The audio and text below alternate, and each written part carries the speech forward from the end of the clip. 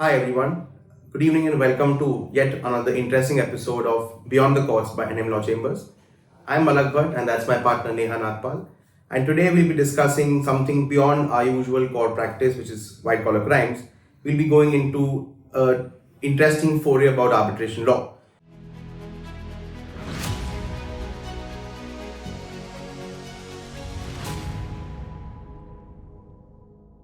Today we take up a very interesting and recent judgment by the Supreme Court, where a five-judge bench has recently held and discussed issues regarding the group companies doctrine and whether non-parties to or non-signatories to arbitration agreements can be referred to an arbitration within the sphere of the Indian Arbitration Act.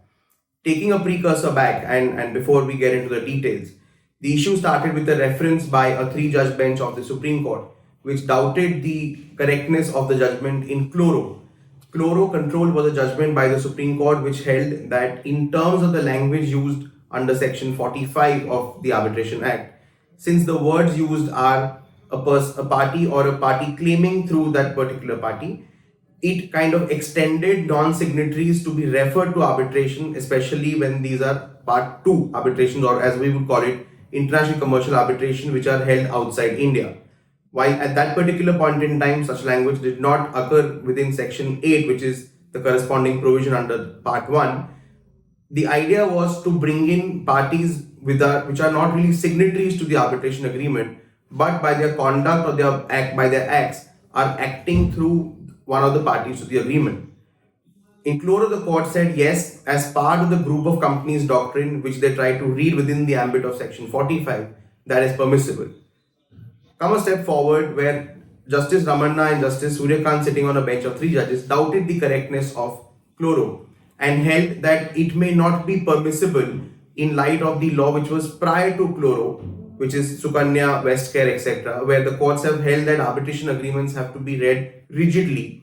It may not be permissible for the court to actually go in and read a non-signatory to become a party to the agreement, which is where, doubting the correctness of Cloro in light of the law which was already held prior to Cloro, the court referred this matter for an authoritative pronouncement by a 5-judge bench.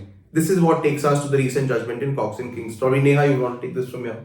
Thanks for that, Malak. So I think, there has been, as we often see, like even in the Reliance Amazon dispute, there was one company which actually signs the agreement, but then there is an SPV that is created to execute the agreement.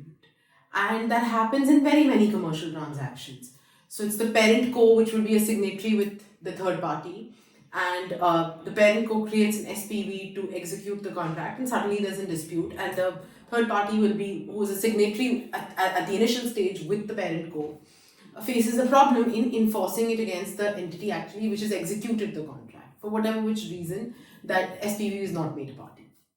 So Supreme Court has authoritatively laid down 2 broad principles. One, the reasoning in Cloro Control has been overruled. That is, it can't be the party or somebody claiming through the party, but the substratum of it, that a non-signatory, as long as it's a group entity, can be made a party to the arbitration agreement or to arbitration. And this is very relevant because arbitration by its very nature is an elected remedy. You have to agree to it. So therefore, the whole issue of whether the non-signatory had given its consent to arbitration became very relevant. To that extent, the Supreme Court has laid down an authoritative test to say that it has to be a same transaction. It has to be a composite. The manner in which the transaction is given effect to under the same agreement has to be a very composite nature, and therefore, and only then can a non-signatory party be dragged into the realm of arbitration under this agreement.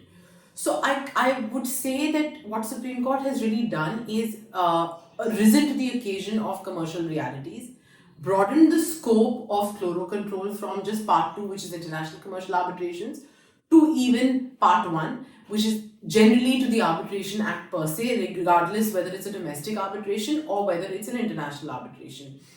It has really sort of today arbitration, and from the way I see it, comes of age where one is where it is accepting of commercial realities. And another thing that Supreme Court has done is to determine this question of fact, because it is largely a question of fact.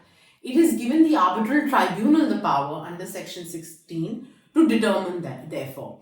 So it is no longer res in regra that it will be decided under a Section 11 application before the court for appointment of arbitrator. So I think it has sort of really, this system of arbitration with such a confirmative pronouncement should become more robust. Correct. And in fact, the I would say the four big takeaways from the judgment are, if you see it in the order in which the judgment proceeds. Number one, it disjuncts the idea of group companies from the language of Section 8 or 45. So it is no longer dependent on the wordings of the statute. It is more of a principle derived from equity or from a reading of general principles of law. So the idea was also to insulate group companies' doctrine outside from the ambit of the statute, that if at all in the future the statute is to be amended or the scope to be restricted, group companies' doctrine will be here to stay, because it's now been enshrined as a principle of Indian law. Now, what does it mean for the business community? What it effectively means is, if the commercial manner in which the agreement has really been thought about or worked about between the parties, where you have a conglomerate working with only one party signing the agreement, but the effective execution or the negotiations or any part of the implementation is done through other entity, or in a situation where there are more than one companies involved, say under a master umbrella agreement, there are subsidiary agreements, and each entity is doing separate transactions under each agreement, it may tomorrow now be possible for the court to say that, look, this is ultimately a situation where the arbitration is required to have people who may not have signed the main agreement, but effectively have had enough touchings and nexus to the main agreement for the arbitration to actually have them as a party. What this also takes forward is a very interesting argument that Justice Chandrachud has raised in his argument, that this is not really bringing in a non-signatory within the scope of the agreement. This is actually, so he actually refers to Gary Bond's commentary on this to say this is not really a third party as such. It is a signatory who has just simply not signed it, but by conduct has implied or has asked himself to become very much binding to the terms of the contract. The third very important takeaway to this was, merely by the fact that you are today a part of a what he terms as a single economic unit entity, will it automatically make the group companies doctrine applicable? The clear answer is no. Merely being a subsidiary or a parent or a group company or having just one limb or linkage to the agreement may not suffice, and that's where the beauty of the judgment ultimately leaves a lot of things for a case-to-case basis to decide.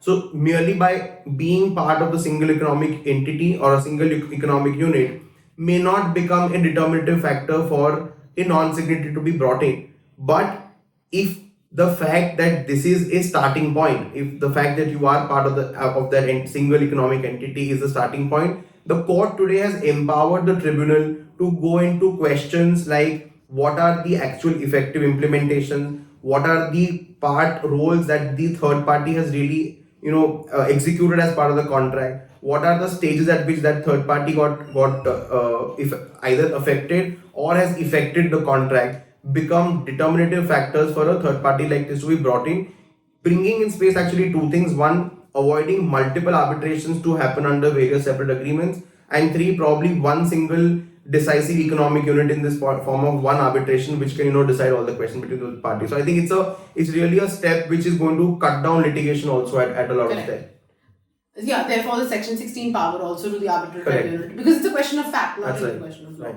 So I think one very interesting facet while the judgment reads also, it has tried to create a distinction to say that, look, this is not, we're not dissipating the concept of a separate legal entity, but yet we're not merging a single economic unit together. You have to show, the test is very clearly laid down, a composite agreement and a same transaction. So I think those two terminologies now, as we go forward using, will really lay down the field to determine the test on facts. But another very interesting aspect, if one looks at it, especially given our expertise here as white collar crime, a lot of times we see that the notion of alter ego is also used more on a criminal sense in the criminal side of things, and then you lift the corporate veil.